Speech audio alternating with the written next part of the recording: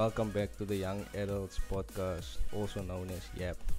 Here at Young Adults, we try and create a space for real, faithful conversations about life, purpose, and personal growth.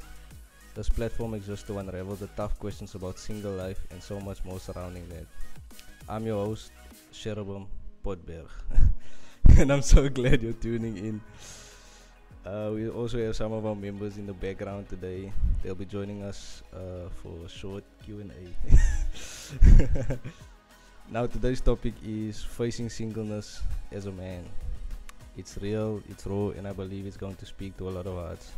Joining us today is a great brother and friend, Mr. Christopher Carls. Chris is known for being loyal to the people around him, for his love of the outdoors, and for his passion for fitness and faith. Welcome, Chris. It's awesome to have you here. Since the divorce, what boundaries have you set up for yourself? I think boundaries of, like I said, if I'm comfortable being, or boundaries in terms of like, if people want to set me up with dates and I know for myself this is going to get nowhere, like almost pleasing people, to be a people pleaser. You have a lot of options still when people give you advice, and I'm like, Lord, this doesn't sound like it's from you. And I'll actually be like forthright. I'll be honest and say, listen here, I'll actually be honest and say, this is just gratifying the flesh here. If I must go and do this, and the people would, they would actually label you or they judge you. They're like, yeah, you're too picky or whatever. But I'm like, no, I know where this will lead to. It's so easy for you, to say that. But at the end of the day, is I need to know my value that I have, not for myself in Christ, and I won't be easily like tossed and turned by other people's opinions or advice that they give me, and making sure that the advice they give me is from the Lord, man. It's not going to be, you can hear when it's earthly advice. So I think that the boundaries of saying, listen here, I'm not entertaining this. It's very important, and you'll find it's even people. I'm not through my experience now. Everyone else's experience different. It's even people in church, because they think, I don't want to say that. They think you're young, you got your whole life ahead of you, or whatever. Then they want to hook you up with this person, but you know for yourself, this person's also not fully healed. You're also not fully healed as well. It's not. It's gonna be a recipe for disaster. So you also have to be very honest with yourself, and you have to ask also God to prod you and speak that truth, and be receptive to that truth, to His truth. And finally, what advice can you give to someone who's single in this generation, especially after a breakup or a divorce? I would say, make the effort, make the choice, make the decision of getting help, going for counseling. I would say go. It's very important. You think that you in your mind that you're okay, but I can tell you now, most of the time, I can tell you I've been to, when I say sessions, not like 1, 2, 3, 4. There's in one session divorce, there's like 12 different, over the course of maybe 3 months, I've been to 4 different, and I'm even helping out now as well. And I find the more I speak about my experience, the more I comfort other people, the more I become a comforter to other people, and I've seen how God uses that. It's like a thing. It's like you say, you comfort other people, and you see it, man. You see how people actually, they can see that you're being genuine, sincere. So I would say, I've really grown in that way. Like in the beginning, it was tough. Like, your Lord, how do I get past this? But now looking back in hindsight, I see how God has actually used me, and how He acted to minister to other people, because there's a lot of people who are broken. A lot are going through things, and sometimes people just need love and a gentle reminder of how God loves them. So How do we Mm. stay disciplined in this time, like being like single, Mm. like without like Mm. you say like Getting looking- involved, yeah, Yeah. yeah. I'd say it's definitely part of it is definitely who you surround yourself with, because the Bible speaks about that bad company corrupting good character, and you know there's a saying also that says like you're the sum of the 4 people you spend your time with, and you think they don't have an effect on you, Yeah. but they do. They have some they deposits on you. They it can either be good or it can be bad. And I've seen it like in my life. I've been surrounded by, I can say, healthy, good people with good character,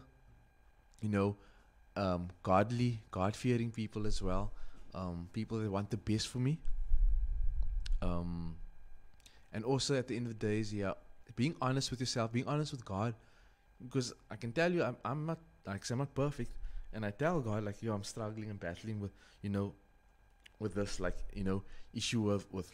I'll be honest with you. I'm not saying lust, but I'm saying I can say now, if you see a pretty girl and you want to maybe say something, and this thing can lead Wrong to some. intentions, Yeah, this can lead to something.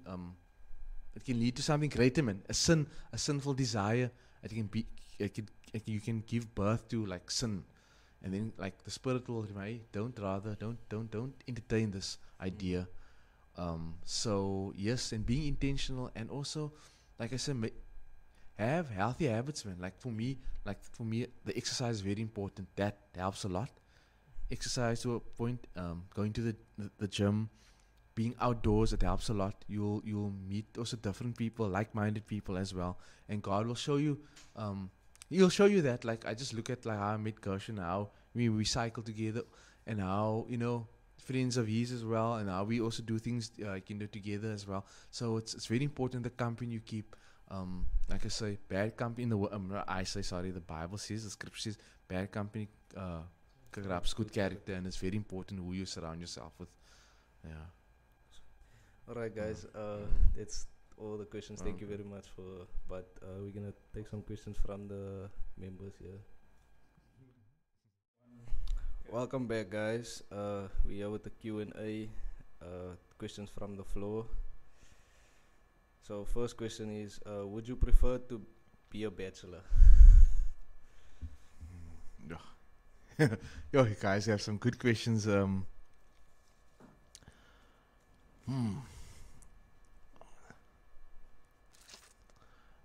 want to answer this as honest as possible. Being married before, I enjoyed the responsibility of being married. I love being married, having a partner, having a confidant, and I must say, yes, I miss it, but I know that I don't want to get, how can I say, I don't want to become so focused on that I lose like my sense of like my purpose for God, and I must make sure like I'm certain is this. I'm trying to think of the correct answer, man. Like yes, I wouldn't mind getting married again, Yeah. but I have to make sure this person is Right. equally yoked. This person is the person that God has put before me, but I also do see the benefits of also being a bachelor. Like I said in the previous questions that you asked me, I have more freedom now to concentrate on not my things that I want, but I can concentrate on the areas that I also need working on, the things, because I also fall short sometimes, and there's also like say blind spots that I don't see. So God is busy revealing it to me. So He's making me whole again and healing me. But like I say, yes, I would love to. I love family, and I would love to get married again. So you prefer not to be a bachelor, is what you say? There's just like I said, the It's time, the time. Sometimes, yeah. Yes, the time I'm making use of the time now, being a bachelor, and I'm enjoying it. But it's like I said, just making. There's a purpose for this time period now that I'm being my being single. I'm making use of it, like, wisely, and I'm not going ahead with it, squandering my time, with useless things, Yeah. So you mentioned earlier about like temptation and like frustration also. So how do you personally overcome lust? Yo, like I said, at the end of the days, again, it's overcoming lust is, of course, you have to go. If it's a problem that you have, a continuous thing all the time, you have to make that choice. Also, to go see someone, a spiritual leader. When I say a pastor, you have to go for counseling. That's what I did. I mean, I'm being open and honest with you. Of course, when you get married, you're intimate. Now you get divorced. There's a soul tie there, because God says the two become one. Yeah. Now you're divorced, and I remember whatever your spouse has brought into the marriage, like you're carrying all of that. Yeah. And there's a spiritual bond there that you have to break, and it can only be done through, deliverance, through, the making sure that you go and you see someone who can pray for you, who can deliver you from, and who can break those soul ties. So that's one area, but also, like I say, making sure that you make the right healthy choices as well. What you entertain, it's very important. The things that you feed your mind with, the visuals, the TV programs, the music that you listen to, like I said, who you spend your time with, it all contributes to that, like the as well. And when you feel like you're being tempted, God will make a way out for you as well. It says so in His Word. I can't now paraphrase it, but it says He will provide a way for you when you're tempted. And I've seen that also play through in my life, where even being divorced and situations, I'm like, yo, it's so amazing. God knew I shouldn't be at this place, or this person. I shouldn't entertain this person, and then the thing just fizzles out. Like, that is not a coincidence. When I look back in hindsight, that's God. That is only God. And I say, like I say, and I give Him the glory and honor for that. And I thank Him, because He knows what's best for us. He really has our best interest at heart. So yeah. You mentioned earlier that in your singleness, you've also in being single, it's like a blessing almost. Like, do you think you would still be blessed the same if you were in a relationship? Excuse me. Definitely not in my. Maybe not in my marriage. I can't say. I saw God's hand, even though I was married, and I went and I made that decision to get married, even though it wasn't maybe what God wanted for me. But I must say, I do see a blessing now that I'm, like you said, that I'm single. I do see, like, I see spiritually, I'm more awake, I'm more discerning now, I'm more yearning for not surface level stuff anymore, like deeper stuff. I'm starting to be more inquisitive about things that like matter, like in terms of like, why did I make that decision to marry this person? Like, Lord, is this something in me, in my family? Maybe I'm delving deeper into it, like, and and God is like I said, just the Holy Spirit. I've become more sensitive, to the Holy Spirit now, because I've made myself available, and I said, God, I want to be sensitive to the Holy Spirit, and I think definitely I'll say yes. I definitely have seen it as a blessing now, especially what I've gone through, because you learn through the pain. Like someone was saying also, I listened, your greatest ministry will come from your deepest pain, and it's so true. You don't grow when things are going well. It's actually when you, and it says in this word there, Jesus knew obedience, some in Hebrews, through suffering. Yeah, So yeah, so that's how I would. Okay, and then the final question, so two-part question. Would you marry a woman that has kids? And in the same breath, do you want kids of your own? Yo, that's also. Well, I actually was married to. Okay, um, I was married to someone that had kids, um, and I love these kids like my own. But I think now, going forward, to be honest with you, I wouldn't.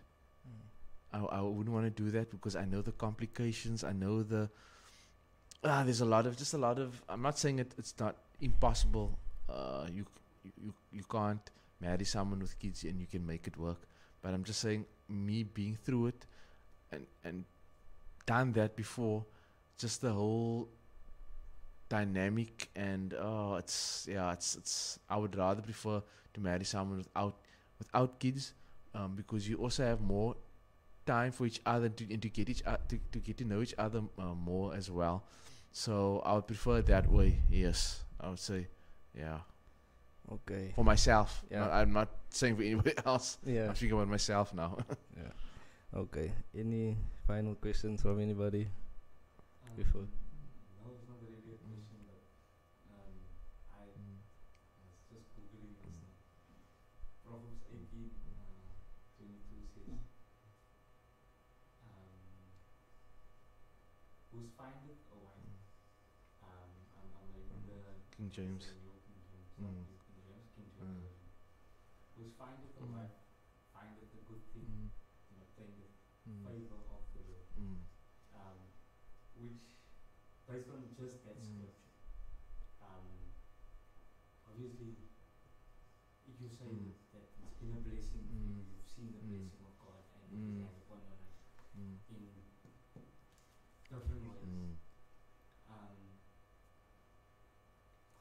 How do you, if that had to be the verse of the day, what would your advice be to youngsters or people that are going through hurt but still want to seek love in the future? They still want to get married and Yeah, want a for us partner. as men, Mm. us as men specific, because the Bible, the scripture refers to he who findeth a wife, and is obtaineth blessing.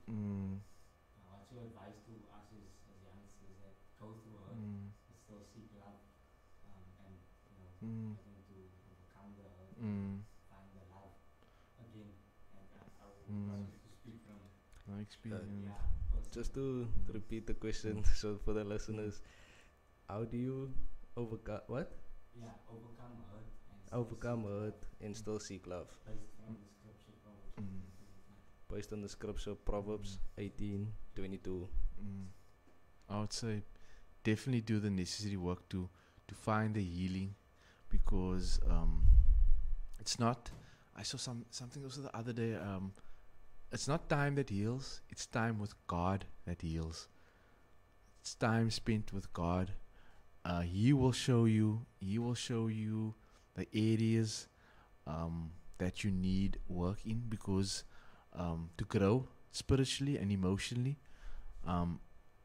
definitely surrendering to God, because you can't save yourself. You think you can, but you can't. And it sounds like it sounds like a cliche. Oh, give it to God, surrender. I'm telling you from my experience that God is good and faithful. If you seek Him and find Him wholeheartedly, He will show up for you. And it's all about your heart posture, letting go of your ego and your pride, and He will heal you. He does heal. We get it wrong as we want to do it in our own time, where we think we've got all the answers, where we think we're going to numb the pain because we're hurting so bad. We're gonna, like I said, numb it. It can be anything. It can be any video games. It can be, being entertained, going out all the time. It's all these things that been. But if we really sit and think about it, it's all tools that we use to numb the pain. which God is knocking on and saying, listen here, I want a relationship with you. I will take this hurt and pain, and then you'll be able to see it like, and that's the thing with us, the human nature. We don't want to wait. We want answers now. We want quick fixes.